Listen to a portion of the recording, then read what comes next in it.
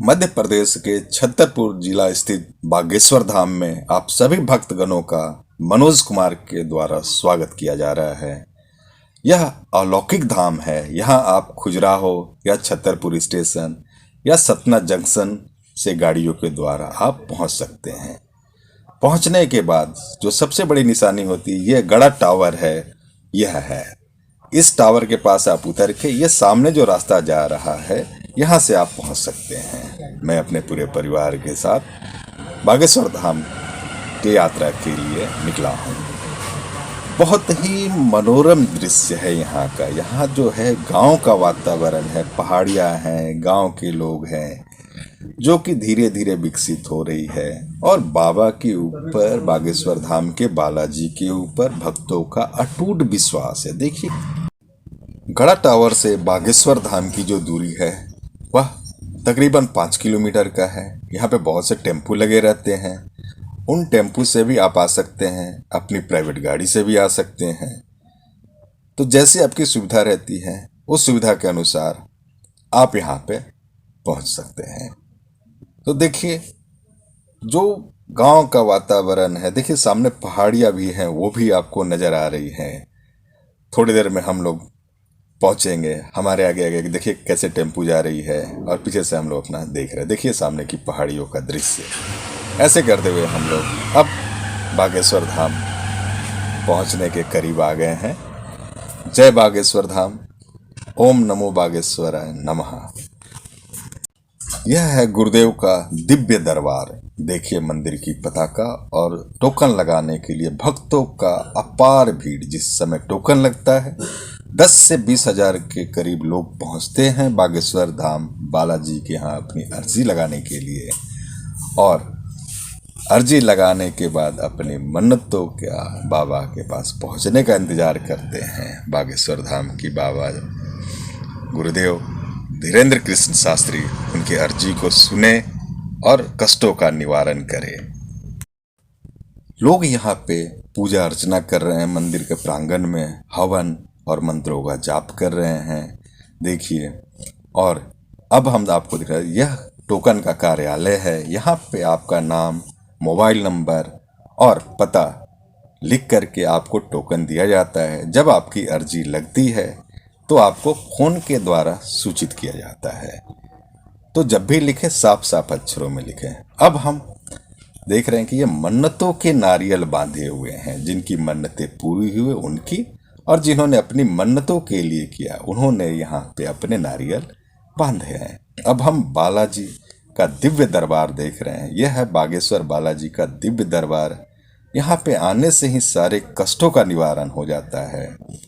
और अब हम देखेंगे कि बालाजी के गुरुदेव के ऋषियों मुनियों की समाधि, यहाँ पे गुरुदेव स्वयं और इनके जो शिष्य है वही पूजा अर्चना करते हैं। इसीलिए यहाँ पे गेट पे बंद किया हुआ रहता है कि बाकी बाहर के लोग ना आए। 21 परिक्रमा करने के लिए यहाँ से आप पत्थर उठा ले 21, और मंदिर का परिक्रमा ओम बागेश्वराय नमः करते हुए करें। 21 परिक्रमा पूरी होती जाएगी। और जैसे जैसे परिक्रमा पूरी होती है, आप वहाँ पे एक पत्थर डालते हुए जाएं तो आपको मालूम चलेगा कि मेरी 21 परिक्रमा पूरी हो गई है। और मंत्र का जाप करें, ओम बागेश्वराय नमः। यह जाप आप करते रहें। यह प्रेत दरबार है, इसके बारे में आगे बतलाऊंगा। और यहाँ देखिए भंडारे की व्यवस्था की जाती है, जो कि अनवरत दिनों रात तो चलते रहते हैं। जो भी भक्त आते हैं यहाँ निःशुल्क भंडारा होता है और भक्त प्रसाद ग्रहण करते हैं। जब भी भक्तों की भीड़ यहाँ पे बढ़ जाती है तो अन्नपूर्णा कुटीर है, जो कि अभी अर्ध निर्मित है, धीरे धीरे वो बन रहा है। यहाँ पर से भक्तों को फिर प्रसाद का वितरण किया जाता है। यह आपका अन्नपूर्णा कुटीर भंडार है। अब हम बात करेंगे बागेश्वर धाम बालाजी के शक्तियों का राज क्या है।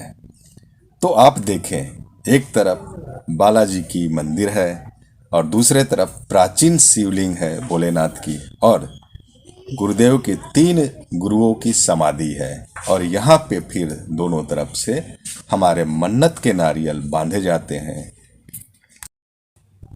बागेश्वर धाम के बालाजी की शक्तियों का असली परीक्षण तभी होना बाकी है। वह आप देखें, यह प्रेत दरबार है। गुरुदेव के आने से पूर्व सभी जो कष्ट में भक्त हैं वो धीरे धीरे प्रेत दरबार पहुंच गए हैं और तरह तरह प्रवेश कर रहे हैं प्रेत दरबार में। प्रवेश करने मात्र से ही जो नेगेटिव एनर्जी है, किस तरह से पर नेगेटिव एनर्जी का मंत्र चिकित्सा, मंत्र विज्ञान के द्वारा उपचार करते हैं। अभी आप देखें कि वो मंत्र पढ़ रहे हैं। देखिए अब जो सिद्ध गदा बागेश्वर धाम बालाजी में घर बैठे अर्जी लगाने की विधि और संपूर्ण जानकारी देने का कष्ट गुरुदेव करें और हमारी अर्जी की स्वीकार्यता का प्रमाण कैसे हो यह भी बतलाने का कष्ट करें। घर पर आपको एक लाल रंग के कपड़े में नारियल बांध के रखना है, 5 लौंग रखनी है। जो आपका मनोरथ है उस मनोरथ को यानी मनोकामना को 3 बार बोलना है। ध्यान से सुने। एक लाल रंग का कपड़ा रखना, एक नारियल रखना, 5 लौंगें बांधनी है। मनोरथ को आपको बोलना है, 3 बार बोलना है और इसके बाद नारियल बांध करके पूजा मंदिर में रख देना है। अगर आपकी अर्जी स्वीकार हो जाएगी तो सपने में लगातार 2 दिन बंदर दिखाई देंगे। एक दिन नहीं, एक दिन तो भ्रम हो सकता है। इसलिए लगातार किसी भी सदस्य को अर्जी की स्वीकारता पर ये प्रत्यक्ष प्रमाण। हम आपके बागेश्वर धाम बालाजी ही क्यों आए? हम अपने यहाँ के मंदिरों में 21 की जगह 108 परिक्रमा ना करें? कृपया कर इस पर आप प्रकाश डालने का कष्ट करें। बागेश्वर बालाजी के कृपा पात्र हैं जो मानते हैं श्रद्धा से, क्योंकि बालाजी की तरंग व्यक्ति से नहीं मिलती है, बालाजी की तरंग भावना से मिलती है। बालाजी की कृपा धीरेन्द्र कृष्ण महाराज से मिलने से नहीं होती है, बालाजी की कृपा बागेश्वर धाम जाने से होती है। और बालकों पर कृपा करने के लिए कहीं ना कहीं बैठे हैं, कहीं मेहंदीपुर बालाजी के रूप में, तो कहीं सालासर बालाजी में है, तो कहीं संकट भंजन बालाजी के रूप में, तो कहीं बागेश्वर धाम बालाजी के रूप में। अब लोग प्रश्न करते हैं आप ही के धाम क्यों जाएं? मतलब कई लोग ताना दे करके हम अपने अगर ना चले जाएं, होता ये कई परिक्रमा की जगह 108 लगा लें पेशी, होता से ना स्वीकार हो जाए, बागेश्वरी धाम क्यों जाएं? बात बिल्कुल सही है। हवा तो सब जगह, टायर पंचर हो जाए रोड पे, अब तुम टायर हाँ खोल के बैठ जाओ, आजा हवा भर जा, आजा हवा भर जा, आजा हवा भर जा, भर जाए है कहाँ? नहीं भरेगी। आपको विशेष दुकान पर जाना पड़ेगा, विशेष यंत्र द्वारा हवा भरेगी। उसी प्रकार बागेश्वर धाम बालाजी सब जगह हैं, बालाजी सब जगह हैं, पर एक विशेष स्थान पर जाना पड़ता है, विशेष विधान करना पड़ता है। उस स्थान का नाम है बागेश्वर धाम, उस विधान का नाम है बागेश्वर धाम की अर्जी। इस विधान को आप करेंगे तो निश्चित सफल होवेंगे। इस विधान को बागेश्वर धाम के बालाजी की शक्तियों का राज क्या है और सामूहिक अर्जी कैसे लगती है, इस विधि और विधान को भी समझाने का कष्ट करे गुरुदेव और अपने भक्तों के शंका का निवारण करे। अब हम दोहराते, आप सबकी एक साथ अर्जी लगाते। क्षमा प्रार्थी हैं, आप बड़ी आशा अपेक्षा से बैठे रहे, पर पीठ से ही आशीर्वाद, जो जिस भावना के साथ यहाँ पर आया बालाजी कर में पेशी आप करना शुरू कर दो। आज से ही वो आप सबके मनोरथ पूर्ण हो, ये आशीर्वाद है। खूब आशीर्वाद आप सभी को है। बालाजी ऐसी कृपा करें। पहले मुट्ठी बांध कहिए, हे बागेश्वर बालाजी, हे सन्यासी बाबा, हे गुरुदेव भगवान, हे श्री सीताराम जी सरकार, हम पर कृपा करो, हम पर दया करो। हमारी अर्जी सन्यासी बाबा बागेश्वर बालाजी महाराज स्वीकार करो। हमारे ऊपर अथवा हमारे घर में जो भी भूत बाधा, प्रेत बाधा, तंत्र बाधा का प्रभाव हो उसे हटावें। हमारे रोग संकट का निवारण करें। आपके धाम की जय हो, आपकी जय हो। हम आजीवन पर्यंत आपके चरणों से जुड़े रहेंगे। धाम बागेश्वर पर आते रहेंगे।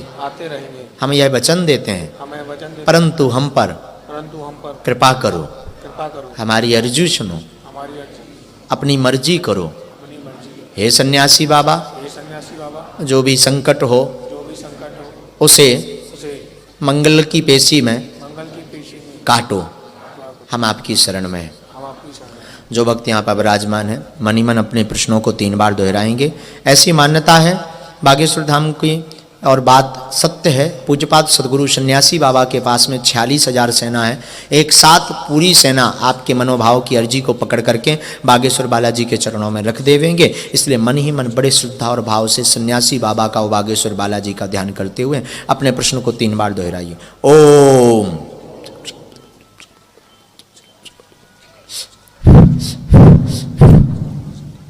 ओम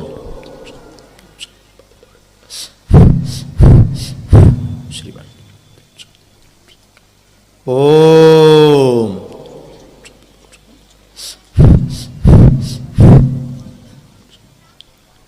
सन्यासी बाबा गुरुदेव भगवान श्री बागेश्वर बालाजी महाराज सदगुरुदेव भगवान कृपा करें आप सबकी अर्जी तत्क्षण सुन करके सब आपके सबके ऊपर की अलाय बलाय भूत बाधा प्रेत बाधा को निवारण करें।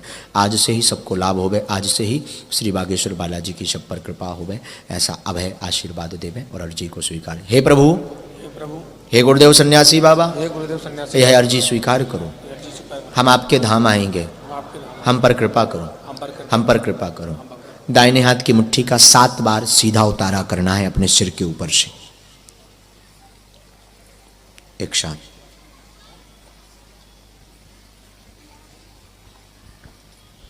और ऐसे बालाजी की तरफ छोड़ देना है। बाएं हाथ की मुट्ठी का उल्टा उतारा करना है 7 बार।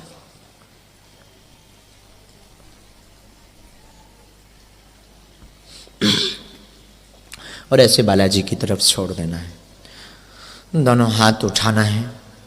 बोलो बागेश्वर धाम की। भक्तों को मनोज कुमार का नमस्कार।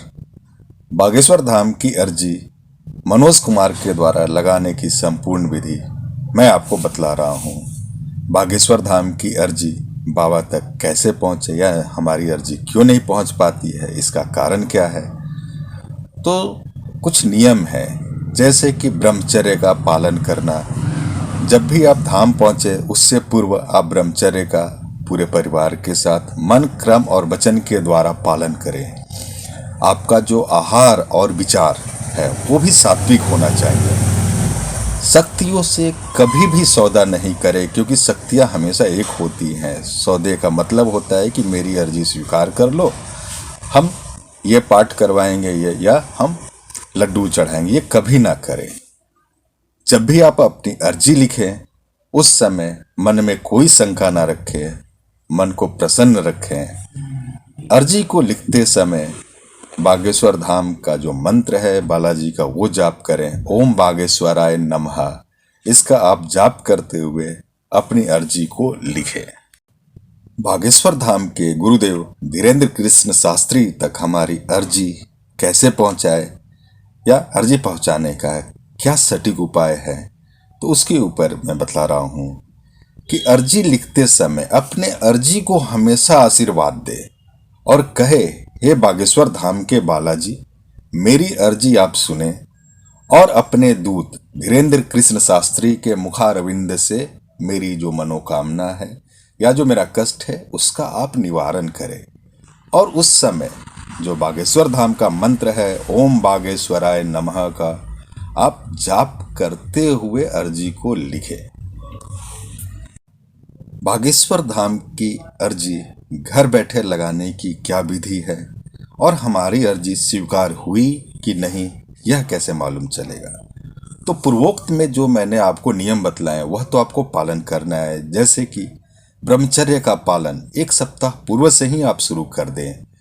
आपका आहार और विचार दोनों सात्विक होना चाहिए, यानी कि भोजन सात्विक रहे और विचारों में भी सात्विकता बनी रहे। और यह आप ही नहीं, आपका पूरा परिवार को यह करना चाहिए। और सबसे बड़ी बात कि मोबाइल और टीवी से दूरी बना के रखें, क्योंकि हमारे विचारों को अगर दूषित करने में अगर कोई श्रेष्ठ स्थान रखता है तो वो ये मोबाइल और टीवी रखते हैं। अब जिस दिन अर्जी लगाने ने संभवतः रहे, अच्छा रहे कि आप मंगलवार को ब्रह्म मुहूर्त में जगे, स्नान कर ले, अपने पूर्वजों और बड़ों को प्रणाम करें और अपने पूजा गृह या जो आपका पूजा मंदिर है उसमें शांत और प्रसन्न चित्त से प्रवेश कर करके बैठे।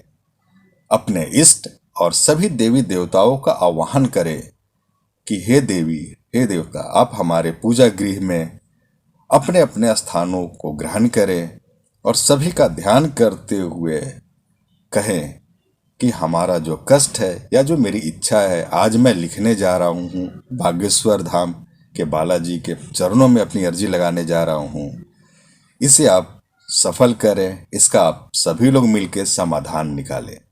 तदुपरांत आप लाल कपड़े को धूप दीप जला करके पूजा करके वहाँ बिछाएं, उस पर नारियल रखें और 5 लौंग ले उसको एक एक करके रखें। इस क्रम के दौरान रखने के दौरान आप ओम बागेश्वराय नमः का जाप करते रहे निरंतर, और जाप करते हुए उस नारियल को और अपनी जो अर्जी लिखी है वहाँ रख करके लाल कपड़े से लपेट दें और जो लाल रंग के कच्चे धागे आते हैं उनसे अच्छी तरह से मंत्र को पढ़ते हुए बांधे और प्रसन्नचित्त रखें और बागेश्वर के बालाजी को बोले कि हे बालाजी, मेरी अर्जी सुने और अपनी मर्जी से मेरे कष्टों का निवारण करें और हमारी इच्छा को पूरा करें।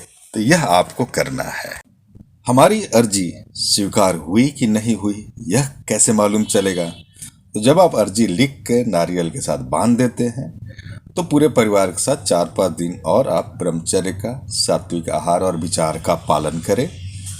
आपको या आपके परिवार के किसी भी सदस्य के सपने में 1 से 2 दिन तक अगर बंदर सपने में दिखाई देता है तो समझे आपकी अर्जी स्वीकार कर ली गई है बागेश्वर धाम के बालाजी के द्वारा। और जब भी आप धाम पर आए उस नारियल को आप बांध दें। बहुत से भक्तों का यह भी प्रश्न है कि हम आपके ही धाम बागेश्वर धाम क्यों आए, हम अपने घर के पास मंदिर पर 21 परिक्रमा की जगह 108 ना कर ले? तो इसका जवाब है कि जो धाम होते हैं वहाँ पे अनवरत मंत्रों की जाप चलते रहती है, तो उसकी जो पॉजिटिव ऊर्जा है वो दिन प्रतिदिन बढ़ते रहती है। तो जब भी आप वहाँ धाम पे जाते हैं तो उन पॉजिटिव ऊर्जाओं की जगह आपके शरीर में जो नेगेटिव ऊर्जा रहती है वो बहुत कम हो जाती है और वहाँ से आपके शरीर से निकल जाती है और आपको वहाँ पे बहुत अच्छा और बहुत ही आनंद लगता है। यही कारण है कि वहाँ पे शक्तियों का जो विराजमान है, शक्तियाँ है बहुलता में होती हैं, क्योंकि हर रोज वहाँ पे मंत्रों का उच्चारण, यज्ञ और जप चलते रहता है। तो इसीलिए विशिष्ट स्थान या देवालयों पे हमें जाना चाहिए। बागेश्वर धाम में कुछ गलतियां हैं वो ना करें, जैसे कि कहीं प्रसाद पड़ा हो या जल पड़ा हो उसको लांघ करके ना जाएं या गुस्सा ना करें किसी पे। अपने आप के विचारों को सात्विक बनाए रखें। यह सारी चीजें करने से आपको सफलता अवश्य ही मिलेगी। तो भक्तजन, इस वीडियो के माध्यम से मैं समझता हूं कि आपके बहुत सी शंकाओं का मैंने समाधान कर दिया है। तो मेरे चैनल देसी FM मनोज से को सब्सक्राइब करें जरूर से जरूर। धन्यवाद आप सभी लोगों का।